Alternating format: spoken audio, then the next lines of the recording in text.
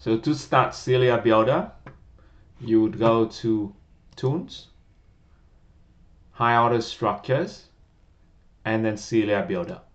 Then the interface will open, right? For cilia, you have several kinds of cilia that you can plot, and we go through it later. But then you can also like customize the length. So for example, now we say, okay, only 5,000 angstrom. The radius or the doublet, let's draw a 7 doublet cilia. So we reduce the radius a little bit. And then we can do straight, we can customize the color, we can choose to draw the central pair or draw the membrane, and then the fraction of the membrane as well, right? Or membrane radius. So then just quickly generate a cilia with 7 doublet, like in this case, you can see here, right? So then, for example, now, if I want to say, okay, I want to go back to the default one, then I would go to like back to like 1,000. 875 and then 9 doublet, and then I can just click to generate it, right?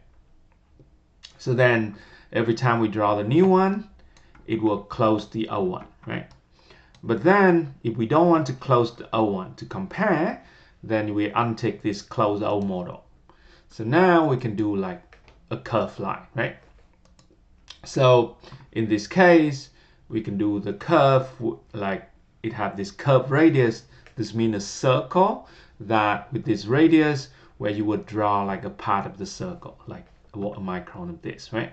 So then if we click here now and we can say click not draw membrane, then we can have a curved cilia, right?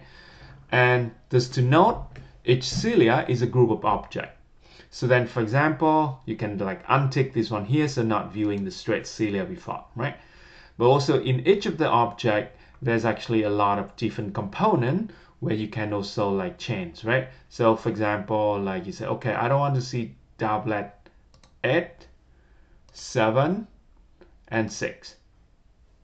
So then you can see that we can see actually like this inside the cilia quite well. You can like between of these, you can also untick like only the B tubule, right? Or you can actually change the color of the B tubule. For example, like the color of the B tubule, now we want to say, okay, I want to have it a little bit different color in this case, right? So like, so you can see I can change the color of the B tubule as much as I want without changing this one. So let's move to other kinds of cilia, right? So I just talked about straight and curve. Now we can also draw the cilia with the wave line feature as well. In this case, I want to make the cilia pretty long. And also like we can change the amplitude to like 2 micron. And also the frequency, this means the part of the frequency this like will show within this length, right? So here this should be 1.5 is good. So we generate the wave line cilia. Take a little bit long because it's long. Right, longer, and then you can see here it display like pretty well in this case, right? And then now we can move on to do the cilia with the tip, right? And this is inspired by tetrahymena cilia, right? So now we actually go back and do the tip, like a micron long axoneme, and then we want the tip to be like 0.4 micron, right? So then we can, like click and draw it. So you can see here, the tip is actually drawn like randomly, right? So in this case, it looked like pretty nice and the tip, right? But we can customize. We say, okay, I want the tip to be like 8,000, right? And also I want this part of the tip to be really stick out.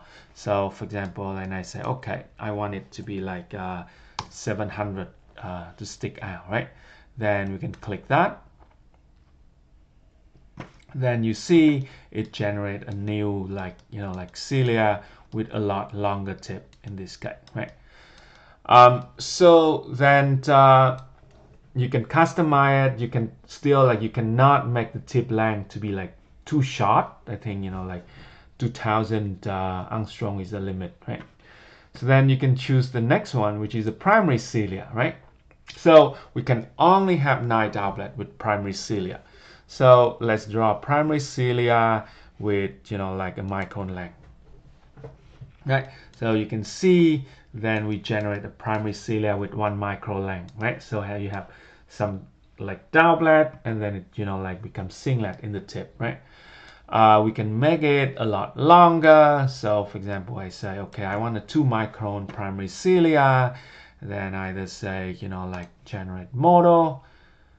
Then you can see I have a lot longer primary cilia in this case. Like, look pretty nice, to be honest, right? Okay, so you can, so like when you actually generate a primary cilia or cilia with tip, you actually generate a CSV file, right? So if I look in my desktop, it actually saved a cilia tip and then like a primary cilia CSV, which is then you can actually use this to like draw the cilia again. So let's say if you do like this, and then you can say 3D template, right? And then you would browse, and then you want to click on the primary cilia in this case, and then you click open, and then you say, okay, generate model. It will actually draw the exact same primary cilia at what you generate before, because the process involves some random generations, but if you keep the CSV, you have the exact same as previously that you generated, like the one that you like, right? So then you can do like this, right?